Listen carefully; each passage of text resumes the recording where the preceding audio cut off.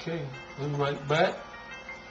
We just was leaving off from 2 Samuel 15 and 30, showing you that David was not sinning when he went up, and all the people that was with him, and they prayed with their heads covered.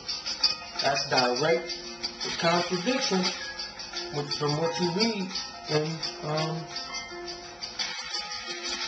Paul when he's saying that, but it's not a contradiction. The people that are teaching that are making it a contradiction because they're not reading it correct. But we're going to go farther. We're going to go directly to our head, which is the Messiah. We're going to see what he says. Let's go to Matthew 6. We'll go to Matthew 6, and we're going to start at 5. This is him directly speaking and praying. Matthew 6 and 5. He says, "And when thou prayest, thou shalt not be as the hypocrites are, for they love to pray standing in the synagogues and in the corners of the streets, that they may be seen of men. Verily I say unto you, they have their reward. But thou, when thou prayest, enter into thy closet, and when thou hast shut thy door, pray to thy Father which is in secret, and thy Father which seeth in secret shall reward thee openly. But when ye pray, use not vain repetitions as the heathens do, for they think that they shall be heard for their much speaking.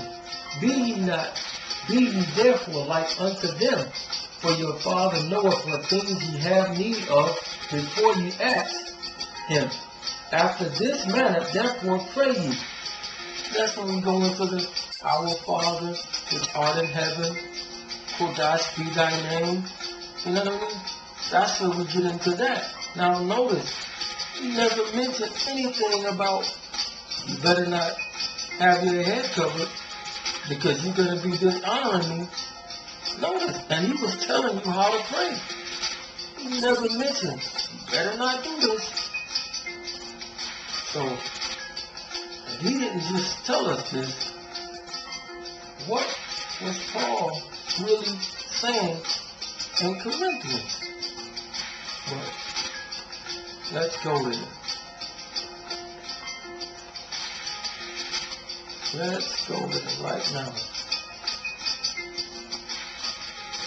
Let's get right to it. 1 Corinthians 11 and 3. He says, "But I would have you know that the head of every man is Messiah." So keep that in mind. The head of every man is the Messiah. So the man's head is the Messiah. And the head of woman is the man. And the head of Messiah is the Most High. Now again, remember, he keeps saying that the head of man is the Messiah. And here it says Christ, but I don't mess with that word no more because I know it really is talking about the Messiah.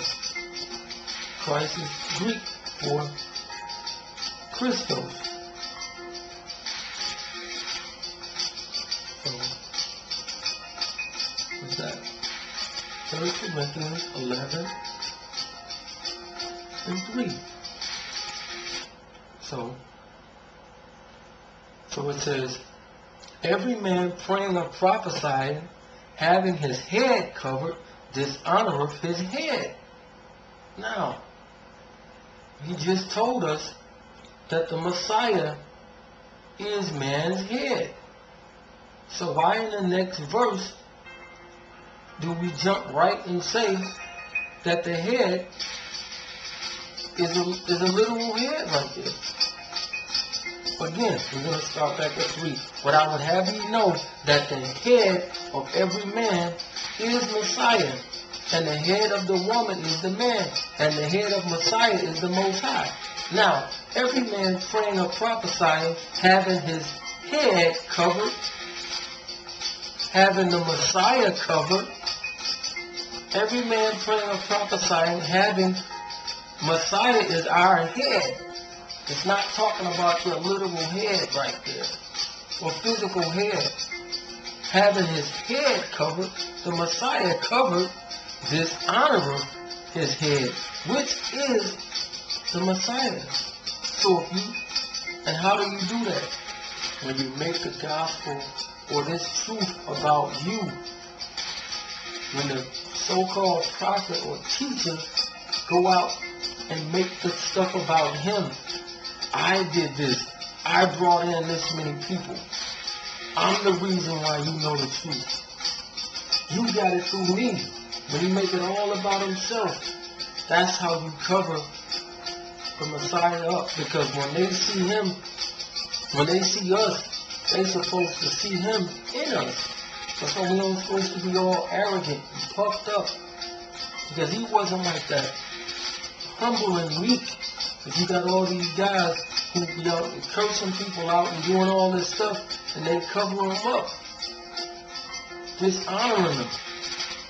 Because they make it about them. So that's how you cover it up. And even when you go into the definition of head, in these things, when it says the woman's head covering, it uses a completely different word for it. It means to seize. A completely different word for it, man. So we're going to go through that right here. Probably from the word, primary word, capto, in the sense of seizing the head. That's the part most readily taken hold of. Literally or figuratively head. So, now when you go into the woman, it's directly talking about the woman's literal head. And that's about the angels, back to Genesis 6. But again, people should know there's gotta be something in the Torah that will tell you that this is right. And the Torah does not tell you anything like this. So this is why Peter said this, 2 Peter 3:15, on account that the long suffering of our power is salvation, even as our beloved brother Paul also, according to the wisdom given unto him, hath written unto you, as in all his epistles, speaking in them of things in which are some things hard to be understood, which they that are unlearned and unstable rest, as they do also the other scriptures, unto their own destruction. That's Peter warning you about Paul. Not to do that. So we showed you in the Old Testament, they were praying, prophesying, teaching the whole shebang with their heads covered.